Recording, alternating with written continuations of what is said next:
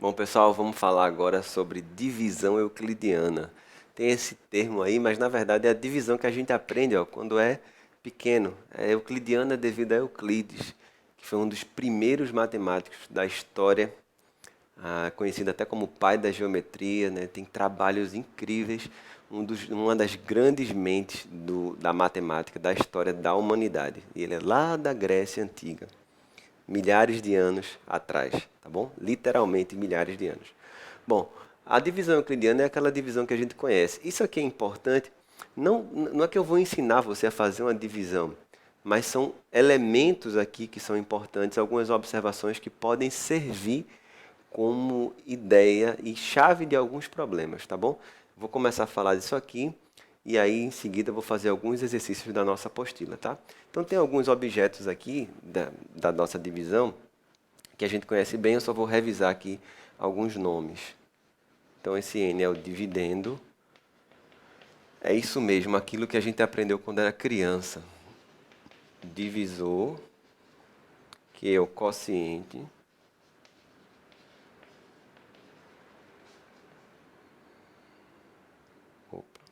e R é o resto da divisão. Bom, a gente está trabalhando naturalmente com números inteiros, tá? E inteiros, inclusive, não negativos. Bom, o que é que eu posso afirmar com isso aí? A primeira coisa é olhar a divisão quando ela se transforma numa igualdade. Como é que eu posso escrever isso aqui? Então, a primeira coisa é entender que n pode ser escrito dessa forma. É o divisor vezes o quociente mais o resto. Isso aí, qualquer dúvida, passa para o número, fica mais fácil de entender. Por exemplo, se eu for fazer uma divisão assim, 29 dividido por 3, vai dar 9, 9 vezes 3, 27, né? Sobra 2. Então eu posso escrever que 29 é igual a 3 vezes 9 mais 2. Dessa forma aqui. Esse valor do resto que está aqui tem um valor mínimo e um valor máximo, tá bom? O resto, no mínimo, é zero, porque isso acontece quando a divisão é exata. Então, primeira observação aqui. O resto é sempre maior ou igual que zero. Quando for zero, a divisão é exata. Eu já explico algumas coisinhas aqui. Porque esse tipo de ideia vai acabar desencadeando alguns conceitos de múltiplos, divisores, números primos, quantidade de divisores, MMC, MDC, tudo vem daqui, tá bom? Então, o resto ele é maior ou igual que zero, ou seja, no mínimo zero, e no máximo, aí é que está, no máximo, uma unidade a menos que o divisor, d menos 1. Se você parar para pensar, faz todo sentido, né? Quando aqui for igual ou maior do que o divisor, eu posso continuar fazendo a divisão, não é verdade? É o normal. Então, o valor máximo que o resto pode assumir é uma unidade a menos. Nesse caso, inclusive, é o valor máximo do resto. Ó, 2, que é 1 a menos do que o 3. Então, o valor mínimo do resto é zero. Aí a gente fala que a divisão é exata. E aí vem alguns termos super importantes. Dizer que a divisão é exata é falar que n é um múltiplo de d. Isso aqui também, às vezes a gente não dá muita importância, mas a nomenclatura é fundamental. N é múltiplo de d. Sabe outra palavrinha? Um sinônimo é divisível. Opa, desculpa. Divisível por d. Aí a gente fala que D é um divisor de N.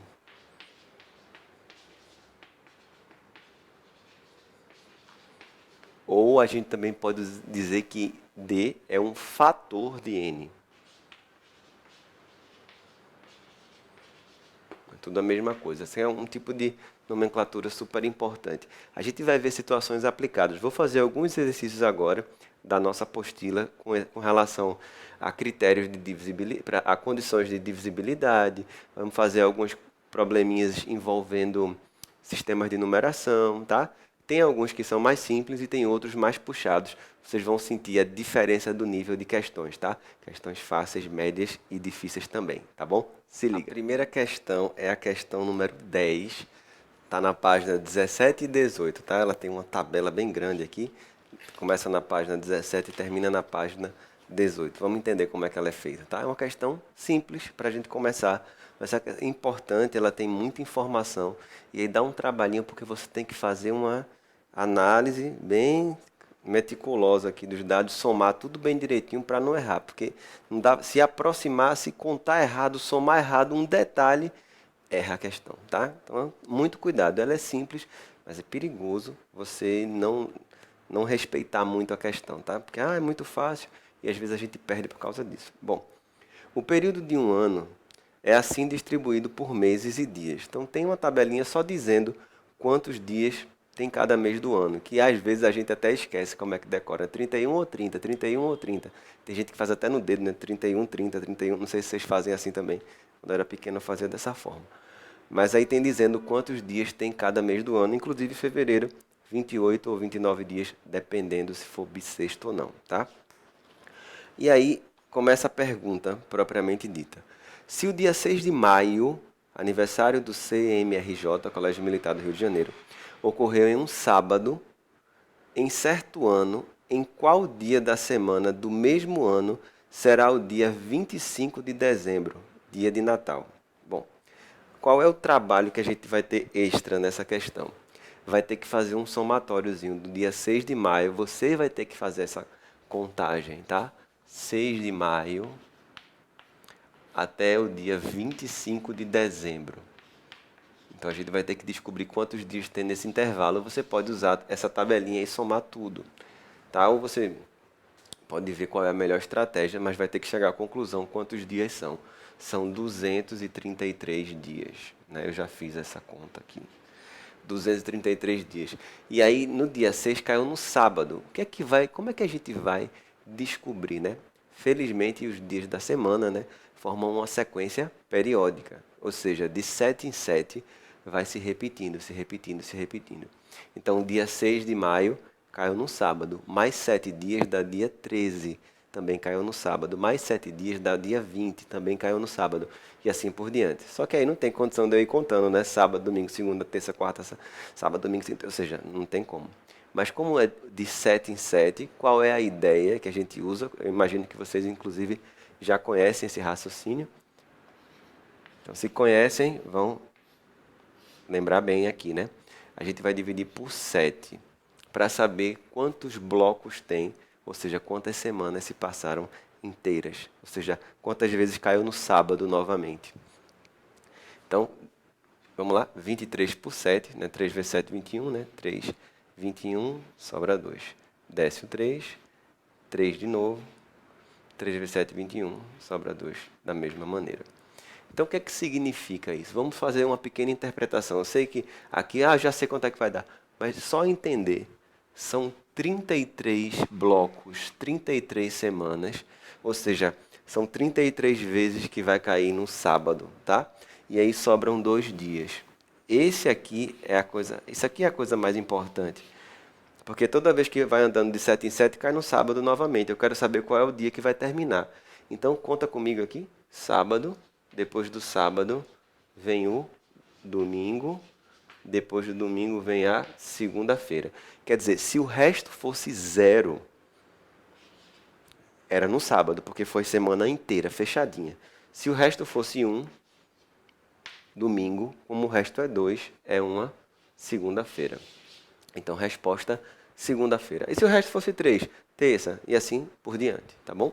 Essa foi a questão número 10 que a gente fez. Então, é uma questão relativamente simples, não é uma questão com grandes raciocínios, um raciocínio conhecido, mas esse tipo de problema é muito recorrente, tá bom? Cai bastante. A próxima questão que a gente vai fazer é a questão 21. Nesse capítulo nós temos 90 e poucas questões, acho que 94, não, nem sei decorado, mas eu acho que são 94 no total. Então eu vou fazer algumas.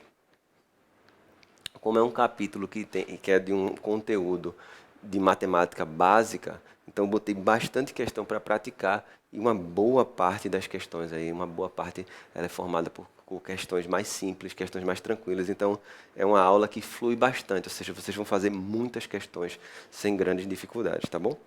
Então, ela tem no total, é isso mesmo, 94 questões. Eu vou dar uma pulada agora, escolhi aqui um problema bem legal, que é o problema número 21. Você vai perceber o nível de dificuldade dessa 10 para 21. Já é uma coisa mais acima, tá bom? Olha só. Dona Lourdes trabalha em uma livraria. Então, bota aqui, ó. Só botar a página. Por coincidência, 21 da página 21. Dona Lourdes trabalha em uma livraria. Precisa guardar 200 livros em X caixas. Olha só, 200 livros em X caixas. E vai utilizar todas elas. Se liga. Se em 30 das caixas, das X caixas, ela guardar 4 livros em cada e nas demais guardar 5 livros, então sobrarão alguns livros para serem guardados. Se liga. 30, olha só, 30 caixas, ela vai guardar 4 livros em cada uma. Imagina, 30 caixas, cada caixa 4 livros. São 120 livros, concordam? Então, eu vou colocar assim. 30 caixas, cada uma guardando 4 livros. Lembrem-se que são X caixas no total. Já foram usadas 30. Quantas caixas restam? Pensa, X é o total, usei 30. Restam quantas? X menos 30. Nas outras X menos 30 caixas, ela vai colocar em cada uma 5. Então, seriam X menos 30 caixas vezes 5. Como ele falou, olha só, é aí que eu vou montar não uma igualdade, eu vou montar uma desigualdade. Olha só aqui, ó. Nas outras restantes, ela vai guardar 5 livros em cada. E então sobrarão alguns livros para serem guardados. Bom, se sobrarão alguns livros para serem guardados, pensa comigo, isso que eu coloquei nas caixas e também coloquei nas outras caixas, isso aqui é menor que o total de livros, que é 200. Porque se sobraram alguns livros, o que eu usei nas 30 caixas e nas outras restantes é menor do que 200. Faz sentido? 200 é o total. Se você já colocou nas caixas essa quantidade e ainda sobraram alguns livros, essa quantidade que eu coloquei nas caixas é inferior a 200. Beleza? Acredito que está claro. Qualquer coisa, pausa o vídeo, digere a informação, digere o raciocínio e continua, tá bom? Se liga nisso. Bom, aqui eu vou tirar uma pequena informação, tá? Vai ficar assim, 120, aqui eu posso fazer a distributiva, vai ficar 5x menos 150 menor que 200. Vamos para as continhas. 120 menos 150 dá menos 30.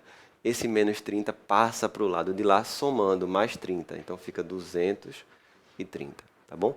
Aqui você faz na velocidade que você achar mais confortável, fica à vontade. Dividindo por 5, eu cheguei à conclusão que x é menor que 46. Aqui eu dividi por 5. Só um detalhe, como é que faz para dividir por 5 de um jeito rápido? Como é que eu faço isso? Já ensinei em outros vídeos, em outras aulas. Para quem já assistiu, já está ligado. Dividir por 5 é a mesma coisa que você dobrar o número e tirar um zero. Voltar a vírgula uma casa. Então, ó, vê como é fácil. 230 dividido por 5. Pega 230, dobra. 460. Tira um zero, 46. Vale sempre isso, tá? Pode, se não tiver zero, volta a vírgula. Por exemplo, vou dar um exemplo aqui. 72 dividido por 5. Pensa comigo. Dobra o 72, 144. Volta uma vírgula, 14,4. Beleza? Isso é dividir por 5. Não tem nada de mágica não, isso é só um artifício para ganhar tempo. Bom, a segunda informação, vamos lá? Diz assim. Entretanto, se 20 das X caixas, olha só, em 20 das X caixas, ela guardar 4 livros em cada e 5 livros em cada uma das demais, ou seja, a estrutura é muito parecida com essa. 20 das caixas ela colocar 4 livros em cada e nas demais, olha, são X caixas, eu já usei 20, restam X menos 20. Ela vai colocar 5. então não haverá livro suficiente para ocupar todas as caixas. Ou seja, o que está aqui, essa quantidade vai ser maior que 200. Faz sentido? Porque não vai ter livro suficiente para ocupar todas as caixas, quer dizer que essa quantidade, já que está aqui, já é maior do que a quantidade de livros original.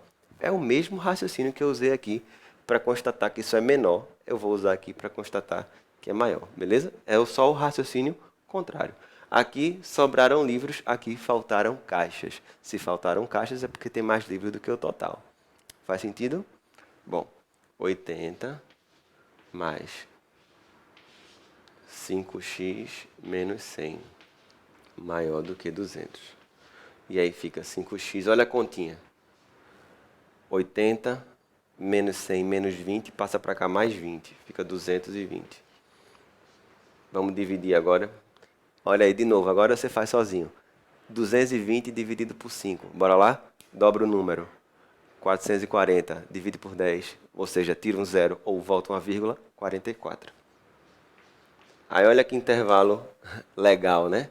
O número é menor do que 46, quantidade de caixas, é um número natural, e maior que 44. Acredito que não existem muitos números que sejam maiores que 44 e menores que 46 e sejam naturais, né? Ou seja, qual é o número de caixas?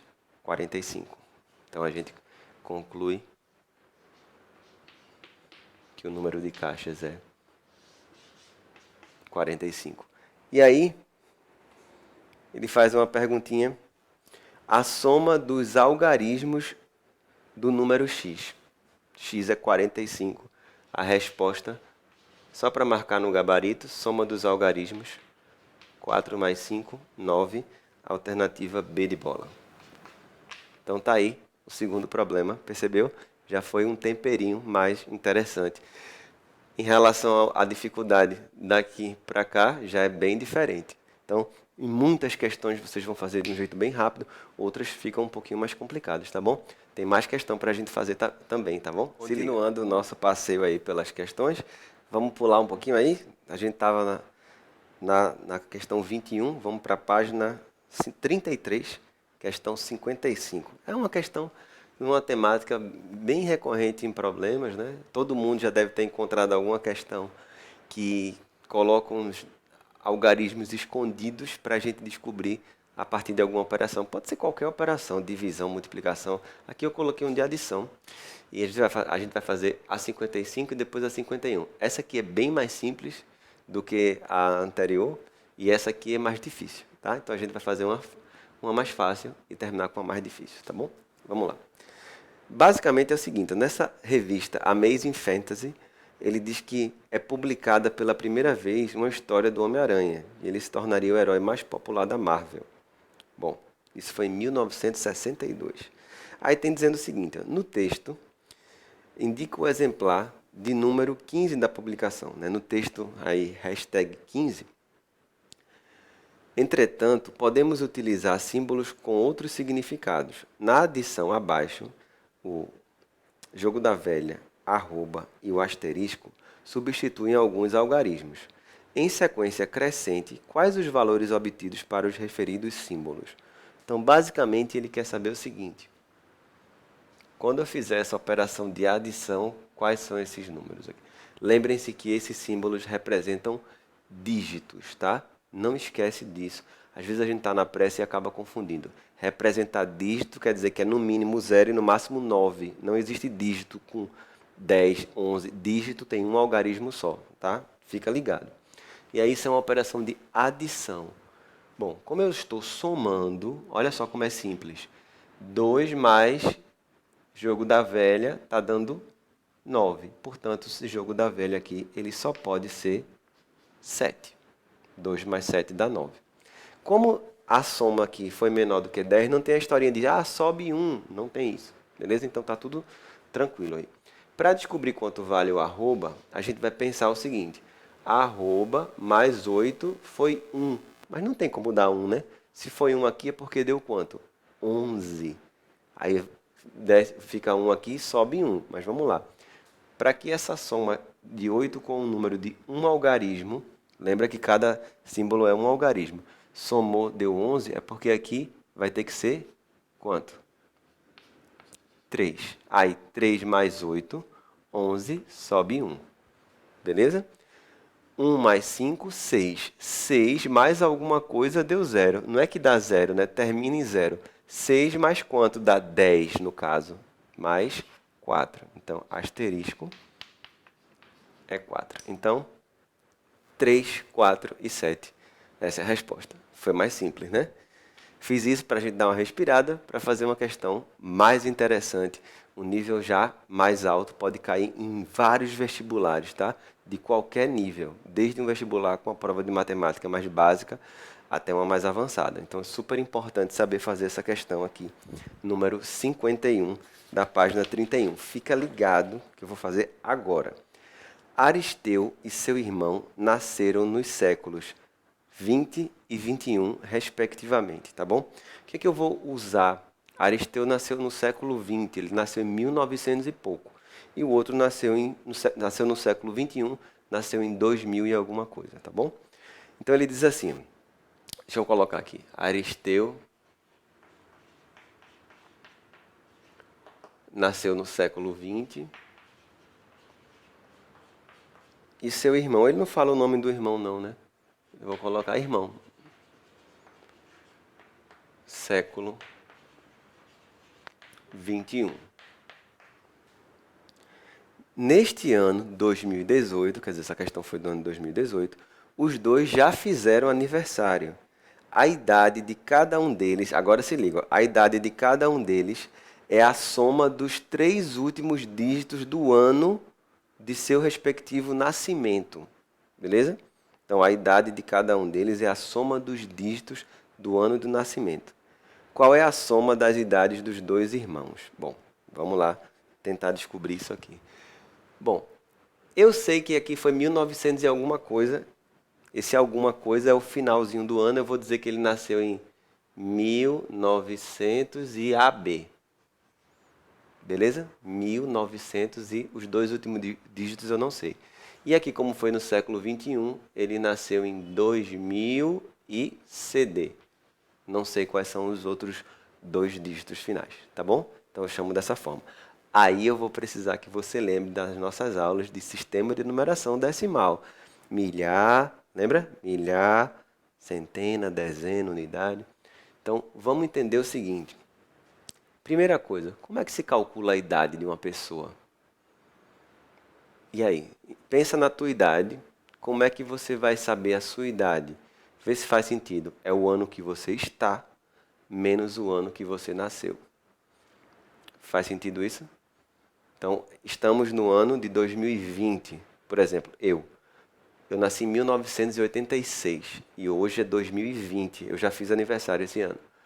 A minha idade é 2020 menos 1986, 34. Beleza? É assim que a gente faz. Nesse caso aqui, a idade de Aristeu, né, do primeiro, seria 2018, porque a questão se passa no ano de 2018, menos o ano que ele nasceu. Aí vem a sacada, preste atenção. O ano que ele nasceu, como é que eu escrevo 1900? Lembra que isso aqui é dezena e aqui é unidade, tá? Então eu vou escrever assim, 1900, a dezena 10A e a unidade é B.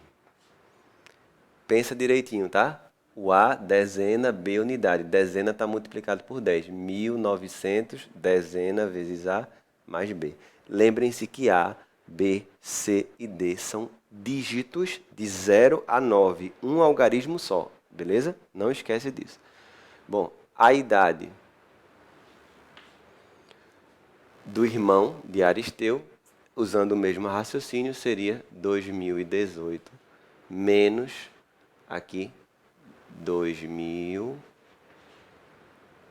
mais 10C mais D. Então é assim que se calcula a idade. Está percebendo a diferença do nível, né? Uma questão nível mais alto. E agora eu vou montar um pequeno sistema. Ele dá uma informação na questão. Olha de novo. A idade dele, de cada um, é a soma dos 3 dígitos finais do ano de nascimento. Vê se não é. Tá aqui, ó. A soma dos 3 últimos dígitos. Então significa o seguinte. Olha só. Vamos fazer essa continha, eu acho que já dá para melhorar aqui, né? 2018 menos 1900. Olha só. 2018 menos 1900 dá 118. Menos aqui com mais vai dar menos 10A. Menos B. E aqui, 2018 menos 2000 vai dar 18. Menos 10C. Menos D.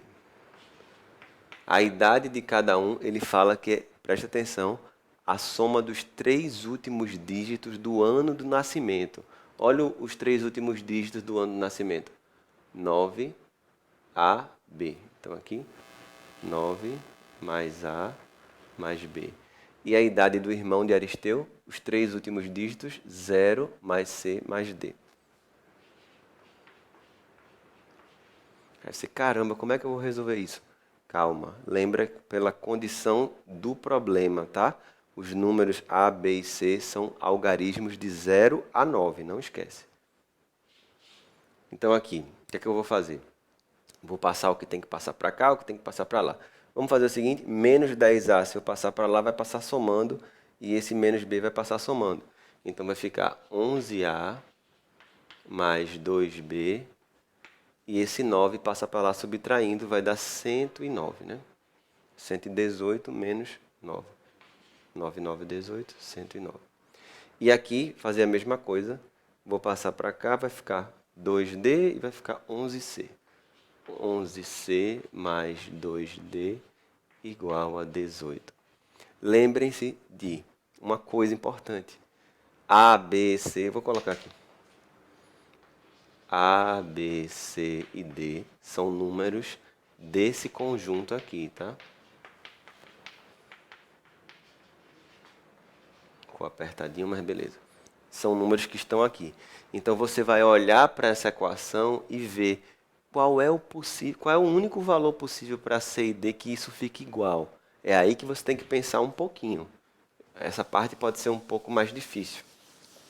Mas eu vou dar uma dica logo com uma menorzinha que facilita. Ó. O número 18 é um número par mais um múltiplo de 11.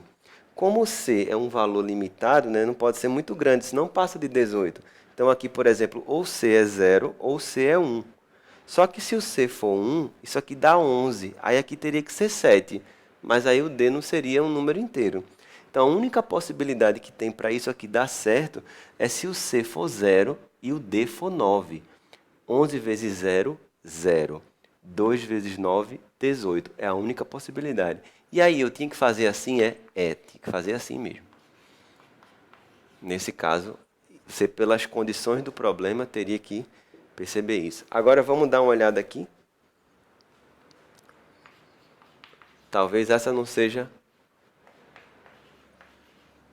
tão simples, mas se a gente pensar um pouquinho, a gente consegue. 11A mais 2B igual a 9. Como é que a gente vai fazer isso? Lembra que eu estou somando um número par com um múltiplo de 11 para dar 109. E aí, o que é que você pensaria? Qual seria o raciocínio? Não é tão simples, né?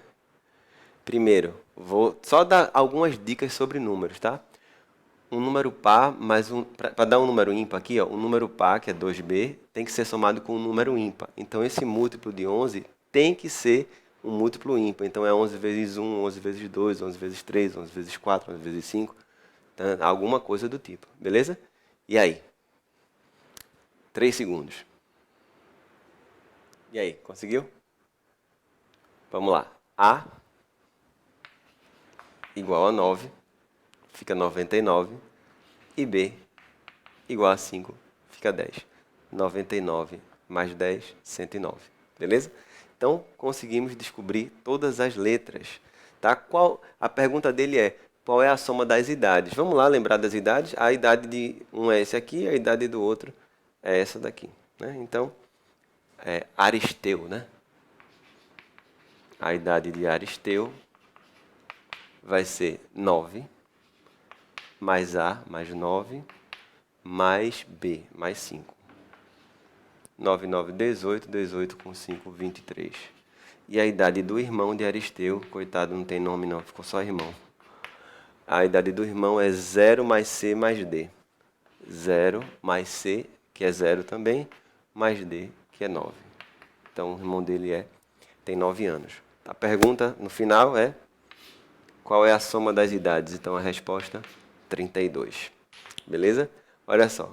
Entenderam quando eu falo que a gente tem que ter matemática suficiente, conhecimento e treino para fazer qualquer nível de questão, tá bom? A gente acabou de fazer uma questão num nível um pouco mais interessante. Espero que tenham entendido. Qualquer coisa, assiste novamente, tá bom? Qualquer dúvida, procura a gente, claro. Até a próxima.